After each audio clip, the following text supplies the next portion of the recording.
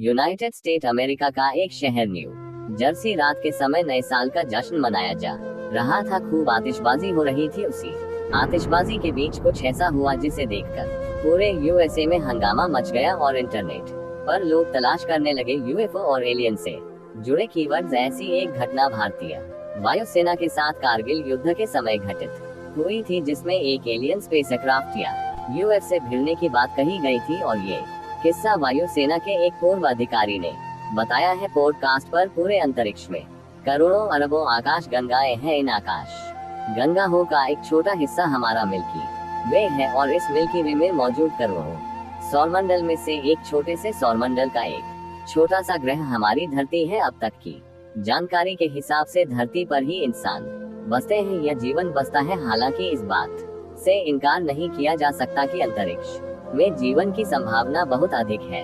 अंतरिक्ष में जीवन की तमें लगातार भटक रहे वैज्ञानिक इस बात को मानते आ रहे हैं कि अंतरिक्ष में और भी कहीं जीवन फल फूल रहा है और इसके कई सबूत भी मिल चुके हैं।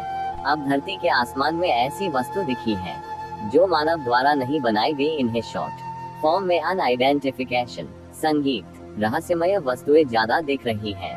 वैज्ञानिकों ने बताया कि यूएफओ हो सकती है। बेल्जियम में यूएफओ को देखे जाने की घटनाओं के उल्लेख में वृद्धि देखी गई है। खबर इस साल ईस्ट फ्लैंडर्स प्रांत में सबसे ज्यादा 45 बार यूएफओ को देखा गया है। वहीं शहर एंटवर्प में 38 और वेस्ट फ्लैंडर्स में 30 यूएफओ देखे गए हैं। ईस्ट फ्लैंडर्स में यूएफओ घटनाओं पर नजर रखने वाले संगठन cops Belgium committee for the study of space phenomena ने इस साल तक 52 घटनाओं की रिपोर्ट दर्ज की है। यह आंकड़ा 2023 से मिलता जुलता है जब 50 बार यूएफओ देखे गए थे। वैसे तो आसमान में ऐसी कई घटनाएं होती रहती हैं। वैज्ञानिक एलियन लाइफ सर्च करने में लगातार जुटे हुए हैं। बेल्जियम की सरकारी रिपोर्ट की माने तो इन आसमानी घटनाओं को ट्रेस करना बहुत मुश्किल है, लेकिन स्काई ट्रेसर की वजह से ये दुर्लभ घटनाएं ट्रेस हो पाई हैं। दरअसल यह एक चमकीली लाइट होती है जो आसमान में चमकती है, जिससे ऊपर की अदृश्य वस्तु को आसानी से देखा जा सकता है। हालांकि बेल्जियम में इनके उपयोग पर बैन है, फिर भी इसका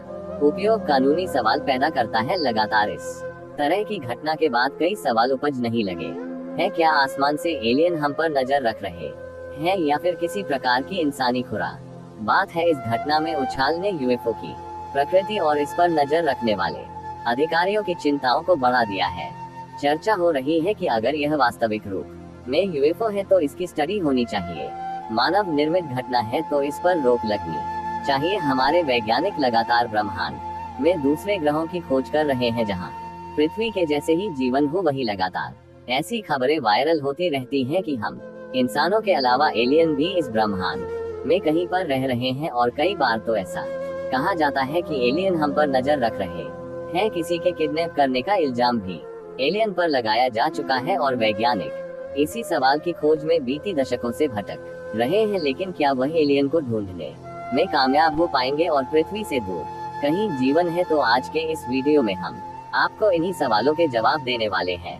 2000 साल पहले जब अंतरिक्ष यान की कल्पना भी नहीं की गई थी, तब लुसिन नाम की एक यूनानी लेखक ने पृथ्वी से दूर जीवन का जिक्र किया था। उन्होंने इस किताब में कुछ यात्री की कहानी लिखी थी जो एक बवंडर में फंसकर चांद तक पहुंच गए और यह सफर उन्होंने 7 दिनों में तय किया था और आज रॉकेट से चांद तक जाने में इसका आधा समय ही लगता है। किताब में लिखा है कि चांद के राजा और सूर्य के सम्राट के बीच युद्ध चल रहा था और उनकी सेनाएं भी बहुत अजीब तरह की दिखाई दे रही थी, यानी हम इंसानों जैसी तो बिल्कुल भी नहीं थी। चांद पर पंख वाले घोड़े थे, जोड़ सकते थे और लोग भी काफी अजीब तरह के थे। उन्हें एलियन भी मान सकते हैं। इस घटना के 800 साल बाद 10वीं सदी के जापान में एक और कहानी सामने आई जिसमें जिक्र मिलता था है कि एक व्यक्ति जो बांस काट रहा था और उसे एक दिन बांस काटते समय उसके अंदर रोशनी दिखाई दी। जब उसने बांस में अंदर झांक कर देखा तो वहाँ एक नन्ही बच्ची थी। आदमी उस बच्ची को घर ले आया और उसे पालकर उसे बड़ा की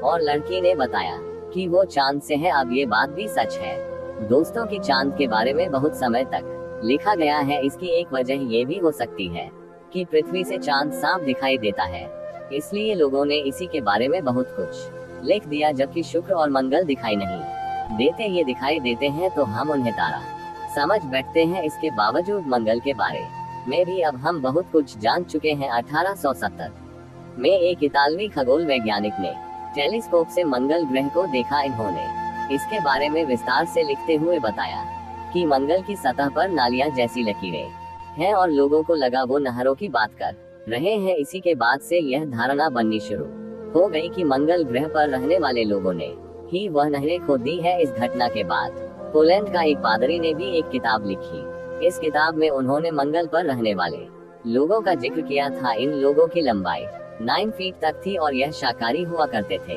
उन्होंने पहली बार इनके लिए मास शब्द का प्रयोग किया था। इसी समय रेडियो पर एक बेल्स की किताब the war of the worlds का नाटकीय रूपांतरण प्रसारित किया गया। इस कहानी को कुछ इस तरह से सुना गया कि जिन्होंने इसे सुना उन्हें लगा था कि मार्स ने पृथ्वी पर हमला किया है। 1960 के दशक में एक युवा वैज्ञानिक फ्रैंक ड्रैक ने कहा था कि एक सौरमंडल से दूसरे सौरमंडल तक सिग्नल भेजने के लिए विश्व युद्ध के दौरान विकसित करने के लिए रेडियो तकनीक का प्रयोग किया जा सकता है और ऐसा हो भी सकता है कि एलियन भी कुछ ऐसा ही कर रहे हो। ऐसे में उनके अस्तित्व को खोजने के लिए हमें उनके सिग्नल को पकड़ना होगा। सेठ शोस्टक जो कि एक वरिष्ठ खगोल वैज्ञानिक है, वह बीते 4 सालों से ही एलियन के सिग्नल को सुनने की कोशिश कर रहे हैं। उन्होंने रेडियो एंटीना का मुंह नजदीकी तारे की तरफ मोड़ दिया था क्योंकि उनकी कोशिश ये थी अगर एलियन वाकई में सिग्नल भेज रहे हैं तो उसे पकड़ा जा सके। वे 2 तारों पर नजर बनाए हुए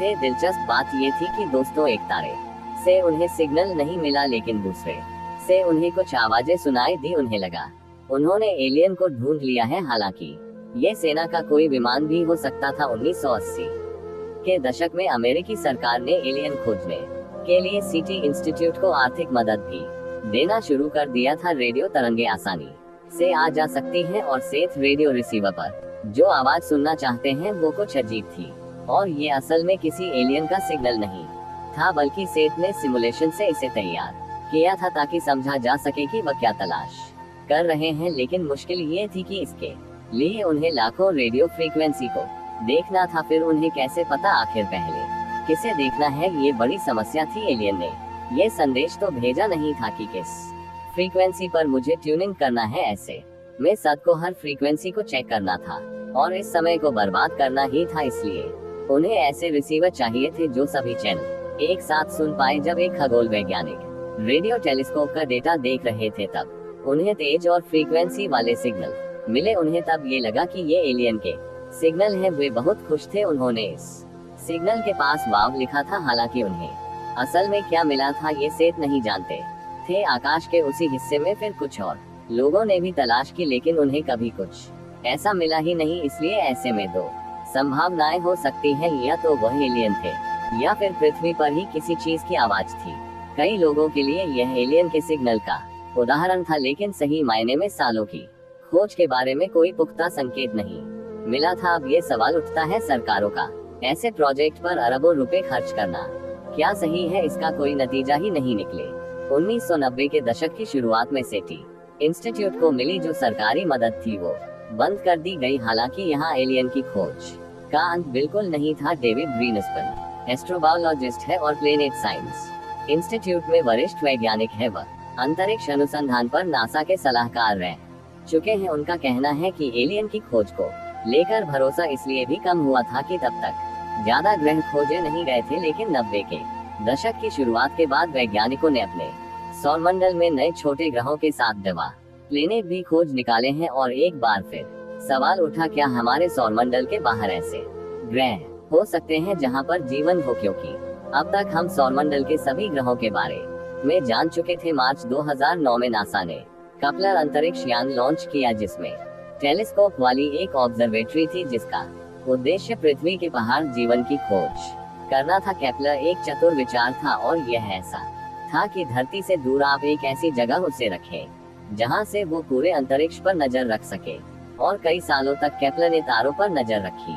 उसका काम ये देखना था किस तारे से जो रोशनी आ रही है वो बदल रही है या नहीं। इस बीच अगर किसी तारे की रोशनी में बदलाव आता है तो इसका मतलब ये होता है हमारे सौरमंडल और उस तारे के बीच कुछ गुजर रहा है। ये शायद कोई ग्रह हो सकता है। अगर किसी तारे के टिमटिमाना में पैटर्न है तो पता चलता है कोई चीज उसका चक्कर लगा रही है। केपलर के जरिए कुछ ग्रह खोजे जाने की उम्मीद थी, लेकिन 9 साल के समय में उसने इतने ग्रह खोज निकाले जिसने सबको हैरान कर दिया।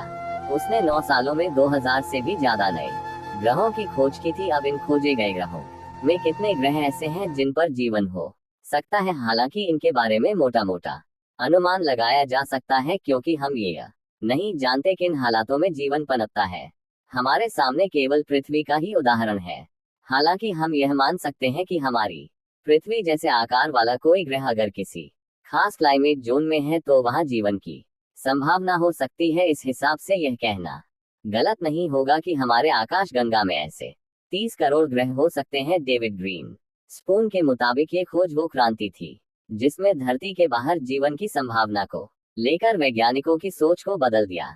अधिकतर खगोल वैज्ञानिकों को लगता था कि उन्हें भरोसा है किसी और ग्रह पर भी जीवन होगा। वैज्ञानिकों को भरोसा है कि पृथ्वी पर नन्हे जीव जो जीवन की शुरुआत का आधार रहे हैं, पूरे ब्रह्मांड में फैले हुए हैं।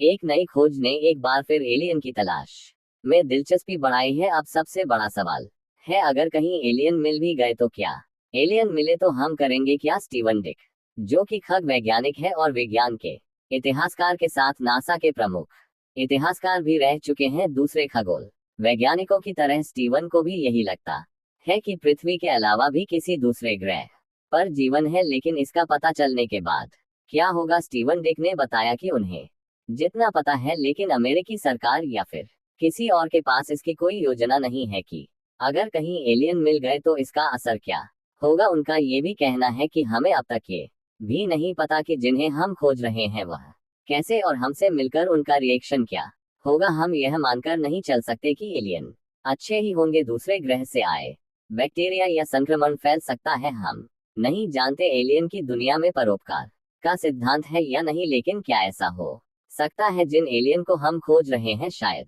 वो भी हमें ढूंढने में लगे हो और हमसे मिलने पृथ्वी पर आ जाए? इससे बड़ा सवाल तो ये है दोस्तों, अगर एलियन हमें मिल भी जाए तो हम उनसे बात कैसे करेंगे? एक फिल्म आई थी अराइवल और इस बात को बेहतर तरीके से दिखाया गया है, जिसमें एलियन इंसानों से बात करने की कोशिश करते हैं। आपको एक ऐसी भाषा चाहिए जिसे पूरा ब्रह्मांड जानता हो।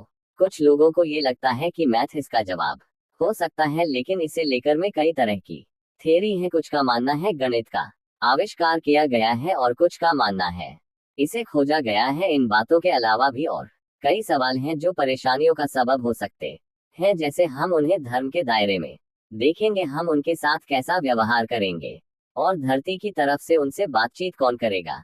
संयुक्त राष्ट्र, नासा या इसरो या फिर कोई और देश? इन सवालों के जवाब अभी तक किसी ने नहीं दिए हैं और नहीं किसी के पास है। और यदि किसी ने उनसे बात की तो उनसे डील क्या करेगा? कोई देश या कोई नेता पूरी दुनिया को भी बेच सकता है। स्टीव डिक का कहना है, हमारे पास कोई योजना होनी चाहिए। ये हम नहीं जानते क्या करना चाहिए, लेकिन इसके बारे में पहले ये सोचा जाए तो ज्यादा बेहतर होगा। फिलहाल हम अपने उसी सवाल पर आते हैं, क्या एलियन सच में है? ये बात हम सब जानते हैं कि दूसरे ग्रह पर अभी तक हमें जीवन को लेकर कोई ठोस सबूत नहीं मिले हैं। दशकों की खोज करने के बावजूद हम वही खड़े हैं जहां से हमने शुरुआत की थी। लेकिन हाँ, हमने कुछ ऐसे ग्रहों को जान लिया है जहां पर हम पहले सोचते थे कि जीवन है, पर उनकी खोज के बाद हमें ये पता लग चुका है कि वहां पर तो जीवन नहीं है, लेकिन हमें उनसे आगे देखना है। लेकिन इसे एक अलग नजरिए से भी हम देख सकते हैं, क्योंकि ब्रह्मांड में लाखों आकाश गंगाएं हैं और इनमें से